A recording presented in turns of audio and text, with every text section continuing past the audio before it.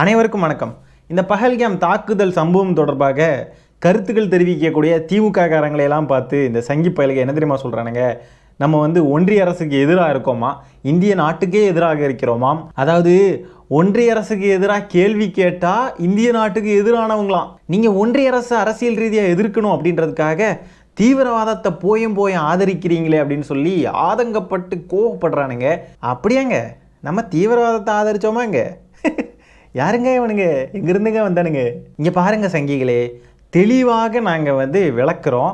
என்ன அப்படின்னா, இந்த மக்களையெல்லாம் கொன்ன தீவிரவாதிகள் இருக்கானுங்க இல்லையா, அவனுங்களையெல்லாம் யாரும் இங்கே சப்போர்ட் பண்ணலை. நம்ம என்ன பேசுகிறோம், என்ன கேமு, என்ன மேட்சுன்னே தெரியாமல் ஒப்பாரி வாழம் வச்சுக்கிட்டு இருக்கானுங்க. தெளிவாக புரிந்து கொள்ளவும், இந்துக்களை டார்கெட் பண்ணி முஸ்லீம்ஸ் நடத்தின தாக்குதல் இது அப்படின்ற மாதிரி ஒரு நரேட்டிவை செட் பண்ணி இங்கே இருக்கிற ஒட்டுமொத்த முஸ்லீம்ஸுமே இந்த மாதிரி பட்டவங்க தான் அப்படின்ற மாதிரி ஒரு பிம்பத்தை கிரியேட் பண்ணி முஸ்லீம்ஸை கார்னர் பண்ணி முஸ்லீம்ஸுக்கெல்லாம் தேசப்பற்றே கிடையாது, இவங்கெல்லாம் பாகிஸ்தானில் இருக்க வேண்டியவங்க அப்படின்ற மாதிரி ஒரு அவதூறான ஒரு கருத்துக்களை தெளித்து முஸ்லீம்ஸ் மேலே, உங்கள் வீட்டுக்கிட்ட இருக்கிற முஸ்லீம்ஸ் இனிமேல் எது கொடுத்தாலும் வாங்கி சாப்பிடாதீங்க, ரொம்ப சந்தேக கண்ணோட பாருங்கள் அவங்கள அப்படின்ற மாதிரி இவனுங்களோட சங்கித்தனத்தை எல்லாம் இங்கே காட்டிக்கிட்டு இருக்கானுங்க தெரியுமா. அப்படியே இந்த சம்பவத்தை அட்வான்டேஜாக எடுத்துக்கிட்டு எப்படிரா இவனுங்களோட இந்த ஃபேசிஸ்ட் புத்தியை திணிக்கலாம், எப்படிரா இதை பரப்பலாம், இந்த ஒரு நரேட்டிவை செட் பண்ணலாம் அப்படின்னு சொல்லி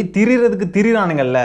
இதுதான் ஃபஸ்ட்டு பிரச்சனை. ரெண்டாவது பிரச்சனை என்னென்னா, சில சங்கி பயலுக என்ன பேசிக்கிறானுங்க அப்படின்னா, இங்கே 25 பேர் செத்தாங்க, அதே மாதிரியே பாகிஸ்தான்லேயே 50 பேர் சாகணும், 100 பேர் சாகணும், 500 பேர் சாகணும், காவு வாங்கணும், சாவடிக்கணும் அப்படின்னு சொல்லி பேசிக்கிட்டு இருக்கானுங்க. அதுதான் பிரச்சனை. ஏன்னா இங்கே இறந்த மக்கள் 25 பேர், அவங்களும் சாதாரண பொதுமக்கள், அவங்க இறந்ததுக்கு நம்ம வருத்தப்பட்டுக்கிட்டு இருக்கோம்.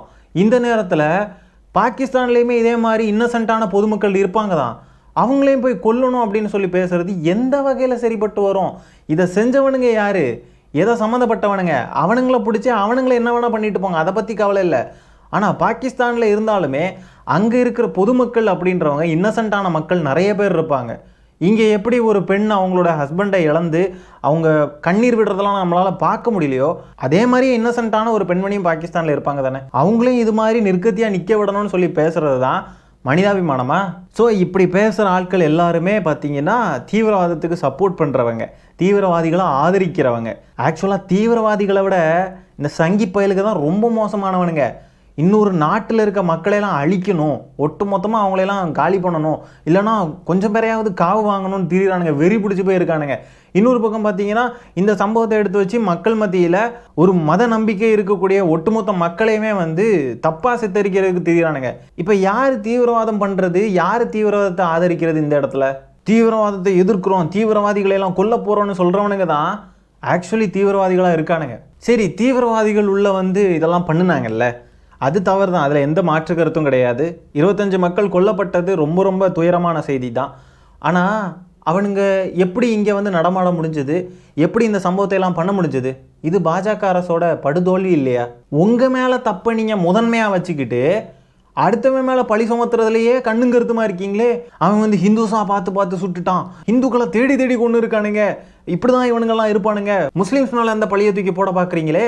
தப்பு பண்ணது நீங்கள். உளவுத்துறை, பாதுகாப்புத்துறை எல்லாம் இப்போ என்ன பண்ணிக்கிட்டு இருக்கு?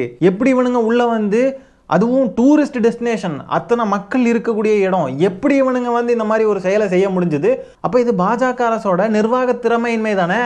இப்படி ஒரு சம்பவத்தை பண்ணிட்டு அவனுங்க போயிருக்கானுங்கல்ல, எப்படி போக முடிஞ்சது?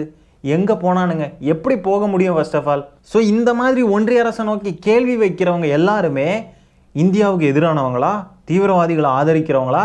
என்னடா பேசுகிறீங்க? மண்டையில் மூளை எதுவும் மழுங்கி போயிருச்சா, இல்லை மூளையை தூக்கி எங்கேயா பாக்கெட்டில் வச்சுட்டு சுற்றிட்டு இருக்கீங்களா சங்கி நாய்களா? இவனுங்களுடைய நிர்வாகத்திறன் தோல்வி அடைஞ்சதை மறைக்கிறதுக்கு முஸ்லீம்கள் மேலே தூக்கி பழிய போட்டாச்சு. இந்த தாக்குதல் சம்பவத்துக்கு விஜய் அவர்களோ, ஆதவ் அர்ஜுனா, ராஜ்மோகன் அண்ணே, புஷி ஆனந்த், இந்த மாதிரி தாவேக்காவை சேர்ந்த யாருமே ஒன்றிய அரசோட இந்த தோல்வியை, இந்த நிர்வாக தோல்வியை யாருமே விமர்சிக்கலை.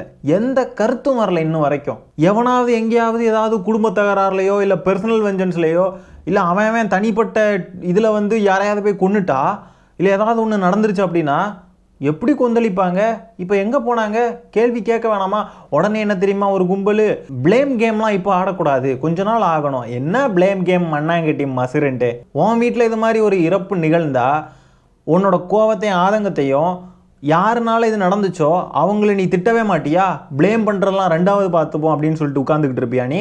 ஒன்றிய அரசுடைய நிர்வாகத்திறன் எந்த லட்சணத்தில் இருக்குன்றது தான் இங்கே பார்க்க முடியுது. அதனால தான் இந்த சம்பவம் அரங்கேறி இருக்கு அப்படின்றத நம்மளால தெளிவாக சொல்ல முடியுது. அப்படி இருக்கிறப்போ இந்த பிளேம் கேமு, அரசியல் பேசுறது, இதெல்லாம் கொஞ்ச நாள் கழிச்சு பேசணும் அப்படின்னு சொல்றதெல்லாம் எப்படி ஏற்றுக்க முடியும்? ஒய் பிரிவு பாதுகாப்பு கொடுத்துருக்காங்க இல்லையா எஜமானர்கள், அதனால ஒன்றிய அரசு விமர்சிக்க மாட்டாப்புல அவர். அப்படி விமர்சிச்சா எஜமான் கோவப்பட்டுருவாங்க இல்லையா? இவ்வளோ அமைதியாக இருக்கானுங்க பாருங்க. அதுவும் இப்போதான் பெயர் சூட்டு விழாலாம் நடத்தினாங்க வெர்ச்சுவல் வாரியர்ஸ்னு. அந்த வெர்ச்சுவல் வாரியர்ஸ் எவனையுமே காணும். அந்த சம்பவத்திலிருந்து தப்பிச்சு வந்தவங்கெல்லாம் அங்கே பாதுகாப்பு குறைபாடு தான் காரணம் அப்படின்னு சொன்னாலும் இந்த சங்கி பயல்கள்லாம் இல்லை அவங்க இந்துக்களாக பார்த்து தேடி சுட்டு கொண்டாங்க, இது இஸ்லாமியர்களால் இந்துக்கள் மீது தொடுக்கப்பட்ட தாக்குதல், அது இதுன்னு சொல்லி இவனுங்களாக ஒரு உருட்டிக்கிட்டு இருக்கானுங்க. ஆனால் ஒரு சங்கி பயல்கள் கூட இந்த மனுஷனை பற்றி பேசலாங்க. சையத் அதில் ஹுசைன், இவர் ஒரு லோக்கல் குதிரை ஓட்டி. நம்ம போன வீடியோலேயே இவரை பற்றி பேசியிருக்கோம். இந்த நபர் பார்த்தீங்கன்னா அந்த தீவிரவாதிகள் மக்களையெல்லாம் சுடக்கூடாது அப்படின்னு சொல்லிட்டு தடுத்துருக்காருங்க. தடுக்க போன இடத்துல இவரையும் சுட்டு கொண்டுட்டாங்க. இவர் ஒரு முஸ்லீம், நல்லா நோட் பண்ணிக்கோங்க, இவரும் ஒரு முஸ்லீம். இவனுங்க பரப்புறானுங்கல்ல, இந்துக்களை சுட்டு கொண்டுட்டாங்க, இந்துக்களா தேடி சுட்டு கொண்டானுங்க அப்படி இப்படின்ட்டு.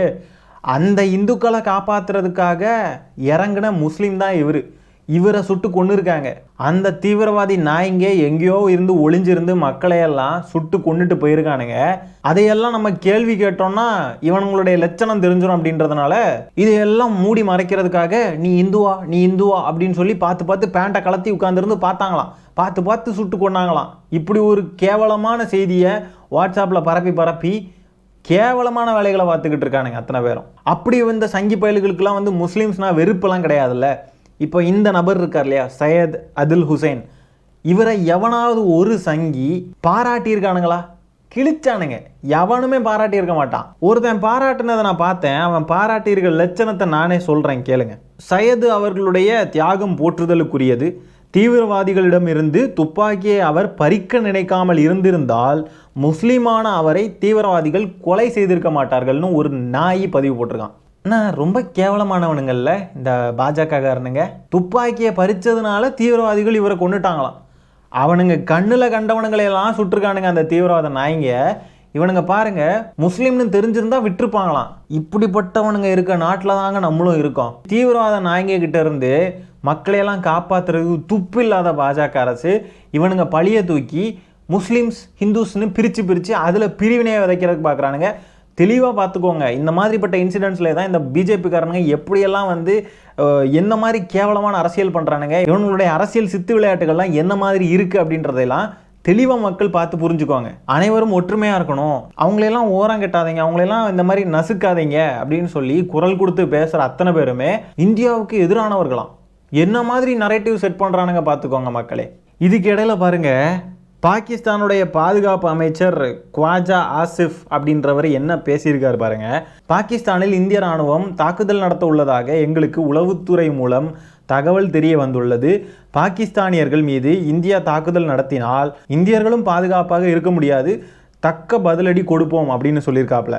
ஸோ இங்கே இருக்கவனுங்க தான் மூளை இல்லாத முட்டா பயலுக்குன்னு பார்த்தா அங்கே இருக்கிறவனுங்களும் அதே மாதிரி தான் இருக்கானுங்க. ஆக மொத்தம் இவனுங்கெல்லாம் பொதுமக்களை சாவடிக்கிறதுக்கு தெரிஞ்சுக்கிட்டு இருக்கிறானுங்க. மக்களுக்கெல்லாம் அமைதியையும் பாதுகாப்பையும் கொடுப்பானுங்க அப்படின்னு பார்த்தா அதுக்கு தானே மக்கள்லாம் அவங்கள தேர்ந்தெடுத்து வச்சுருக்காங்க, நிம்மதியாக எல்லாரும் இருக்க வைக்கணும்னு. நீங்கள் என்னடானா பொதுமக்கள்லாம் சாவறதுக்கு வழி வைக்கிறீங்க. இன்னொரு பக்கம் பார்த்தா சிறுபான்மை மக்கள் மேலே பழிய தூக்கி போட்டு அதை வச்சு ஒரு பிரிவினை உண்டாக்கி அதை வச்சு அரசியல் செஞ்சு அதை வச்சு ஆட்சிக்கு இப்படி கேவலமாக பிஹேவ் பண்ணிட்டு இருக்கீங்க. ஆட்சிக்கு வந்தது மட்டும் பத்தாதுன்னு இப்படி மக்களுடைய உயிரை காவு கொடுக்கறதுக்கு பேசிக்கிட்டு இருக்கிறானுங்க மாறி. கடைசியில் இதுக்கெல்லாம் அப்பாவி மக்கள் தான் பகடைக்காயாக ஆகிறாங்க. இதுக்கு இந்த சங்கி பயல்களில் நீங்கள் எங்களை தாக்கிட்டீங்கல்ல, எங்களுக்கு வழியை கொடுத்துட்டீங்கல்ல, நாங்களும் உங்களை தாக்கணும்ல அப்படின்னு கிறுக்கணுங்க மாதிரி பேசிக்கிட்டு இருக்கிறானுங்க. இதே மாதிரியே போய் பொதுமக்களையும் போய் இது மாதிரி கொண்டுட்டு வந்துடலாமா? இந்த மாதிரி போய் பொதுமக்களை கொண்டுட்டு வந்தால் அதுக்கு பேரும் தீவிரவாதம் தான். எவன் செஞ்சானோ அவனை தேடி பிடிச்சி என்ன வேணால் பண்ணிக்கோங்க, அதுக்கு யாரும் எதுவும் கேட்க போகிறதில்ல. இவனுங்க மாறி அடிச்சுக்கிட்டு இருக்கிறதுக்கு பொதுமக்கள் என்ன செய்வாங்களோ தெரியல. இதை பற்றிலாம் யோசிக்கவே மாட்டானுங்க போல இருக்குது. மண்டையில் மூளை தான் இருக்கா இல்லை என்ன மயிர் இருக்குன்னு தெரியல. மூஞ்சியை பாருங்க, மூஞ்சியை சீரியஸாக வச்சுக்கிட்டு காமெடி பண்ணிக்கிட்டு இருக்கான். இந்த மாதிரியே சீரியஸாக பேசிக்கிட்டே காமெடி பண்ணுறதுக்கு சங்கிகளுக்கு ஈக்குவலாக வந்துடுவானுங்க போல இருக்கு இவனுங்க. அப்படி தான் இருக்கான் பார்க்க. ஆக்சுவலாக இப்போ பீகாரில் வேறு எலெக்ஷன் வருதுங்க. நியாயமாக பார்த்தா இவனுங்கள்லாம் பதவி விலகணும். ஆனால் இந்த சம்பவத்தை வச்சே இவனுங்க மைலேஜ் அடைகிறானுங்க பாருங்கள் அரசியலில். ஒரு பக்கம் பார்த்தீங்கன்னா பாகிஸ்தான் மேலே பழிய தூக்கி போட்டாச்சு, இன்னொரு பக்கம் பார்த்தீங்கன்னா முஸ்லீம்ஸ் மேலே பழிய தூக்கி போட்டாச்சு. பார்த்தீங்களா, இந்துக்களுக்கு பாதுகாப்பே இல்லை, தயவு செஞ்சு எங்களுக்கு வாக்களிங்க, அப்போ தான் நாங்கள் இந்துக்களுக்கு பாதுகாப்பாக இருப்போம்னு சொல்லி கேவலமான அரசியலை பண்ணி இவனுங்க ஆட்சிக்கு வர்றதுக்கு பார்க்குறானுங்க. வந்த தீவிரவாதிகள்லாம் பேண்டை கலத்தி பார்த்து சுட்டானுங்களாம். தீவிரவாதிகளுக்கு இவன் எல்லாருமே இந்தியன் தான், அவனுக்கு ஹிந்துவா முஸ்லீமா அப்படின்லாம் இருந்து பார்த்துக்கிட்டு இருக்க வேண்டிய அவசியம் கிடையாது. சரி, அப்படி பேண்டை கழட்டி பார்த்து கொண்டானுங்க அப்படின்னு சொன்னால் இந்த சையது ஹுசேன் ஷா அப்படின்றவர் எப்படி இறந்தார், இந்த குதிரையை ஓட்டி எப்படி இறந்தார்? அந்த 25-26 பேரோட பேண்டை கழட்டி பார்த்து சுடுற வரைக்கும் இந்திய இராணுவம் எங்கே போச்சு? இந்தியாவுடைய உளவுத்துறை என்ன பண்ணிக்கிட்டு இருந்துச்சு? இதெல்லாம் கேள்வி எழுப்பணும்ல. இப்படி கேள்வி எழுப்புனா உடனே வந்து தேசத்துக்கு எதிரானவர்கள். வாவுடா சங்கிகளா. முழுக்க ஒன்றிய அரசுடைய தோல்வியால் தான் இன்னைக்கு மக்கள் இறந்துருக்காங்க. 25-26 மக்கள் இறந்துருக்காங்க. நியாயமாக பார்த்தா இந்நேரத்துக்கு உள்துறை அமைச்சர் அமித்ஷா எல்லாருமே பதவி விலகியிருக்கணும். இங்கே பாருங்க, பீகார் எலெக்ஷன் வருது இல்லையா, நேற்றுக்கு அத்தனை பேர் அழுது அவ்வளோ பிரச்சனை நடந்துச்சு, இன்றைக்கி சிரிச்சுக்கிட்டு இருக்காங்க. தேர்தல் பிரச்சாரத்துக்கு நல்ல ஜாக்பாட் கிடச்சிருக்கு இல்லையா அவங்களுக்கு. அப்படி தான் இந்த மண்டையில் அறிவில்லாத இந்த சங்கி பயல்களும் போய் ஓட்டு போடுவானுங்க திருப்பியும். இவனுங்க ஆள்ற மாநிலங்களில் இந்த சாணியை தின்னு சாணி புத்தியோடு இருக்கிறானுங்க தெரியுமா, அவனுங்களுக்கெல்லாம் இதெல்லாம் வந்து வாவ், பாஜக தான் நம்மளுக்கான கட்சி, எப்படி இந்த மாதிரி தப்பு செஞ்ச இஸ்லாமியர்களுக்கு எதிராக ஒரு நரேட்டிவை செட் பண்ணாங்க, வாவ் இஸ்லாமியர்களெல்லாம் இப்படி தான் பண்ணணும் அப்படின்னு சொல்லி இந்த மண்டையில் மாட்டு சாணத்தை வச்சுக்கிட்டு இருக்கிறவனுங்கெல்லாம் யோசிப்பானுங்கள்ல.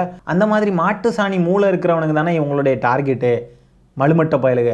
இதில் வேற இந்த கிறுக்கனுங்க பண்ணுற அளப்புறம் இருக்கே பாருங்கங்க, முடியலங்க. இவனுங்க வெயிட் பண்ணுறாங்க, நேரில் வரண்டான்ற டைலாகெல்லாம் போட்டு உயிரை எடுக்கிறானுங்க இவனுங்க. இங்கே எவ்வளோ பிரச்சனை போயிட்டுருக்கு, என்னெல்லாம் நடந்துக்கிட்டு இருக்கு. ஒன்று வாயை திறந்து எதையா பேசணும், பேசியும் தொலைய மாட்டேங்கிறானுங்க. படத்தில் உள்ள டைலாக மயிரெல்லாம் தூக்கி போட்டு கிறுக்கனுங்க மாதிரி பேசிக்கிட்டு இருக்கானுங்க. அணிலாண்டிகளுக்கு ஒரு விஷயத்த சொல்ல விரும்புகிறேன். டேய் கிறுக்கனுங்களா, இதுக்கு பேர் தான்டா ஃபாசிசம். இவனுங்கள்லாம் பண்ணுறானுங்கல்ல, இதுக்கு பேர் தான் ஃபாசிசம். நீங்கள் பாயாசம் கிண்டல் அடிச்சிட்டு இருந்தீங்கல்ல, இதுதான் அது. எவ்வளோ கேவலமான விஷயங்கள் பண்ணுறானுங்க அப்படின்றது உங்களுக்கு புரியுதா? உங்களுக்கு புரியாது, ஏன்னா உங்களுக்கு அந்தளவுக்கு அறிவில்லை. உங்களுக்கு பீஸ்ட் படத்தில் விஜய் பறந்து போய் அடிக்கிறது அதை பார்த்து இன்ஃப்ளூயன்ஸ் ஆகி தானே போட்டிருக்கீங்க. உங்களுக்கு எப்படா புரியும்?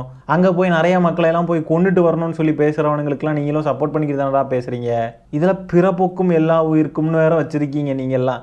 வெக்கமாக இல்லையாடா உங்களுக்குலாம்? சரி மக்களே, இந்த காணொலியை நான் அதோட என் பண்ணிக்கிறேன். இந்த வீடியோவில் நம்ம பேசிக்க விஷயங்களை பற்றி உங்களுடைய கருத்துக்கள் என்னன்றதை கமெண்ட்டில் பதிவு பண்ணுங்கள். வீடியோ பிடிச்சிருந்தா ஒரு லைக்கை தட்டி விட்டு 4 பேருக்கு ஷேர் பண்ணுங்கள். முக்கியமாக நம்ம சேனலை சப்ஸ்கிரைப் பண்ணி வச்சுக்கோங்க. மீண்டும் இன்னொரு காணொலியில் சீக்கிரமாக உங்களை சந்திக்கிறேன். அது வரைக்கும் டடா பை, டேக் கேர்.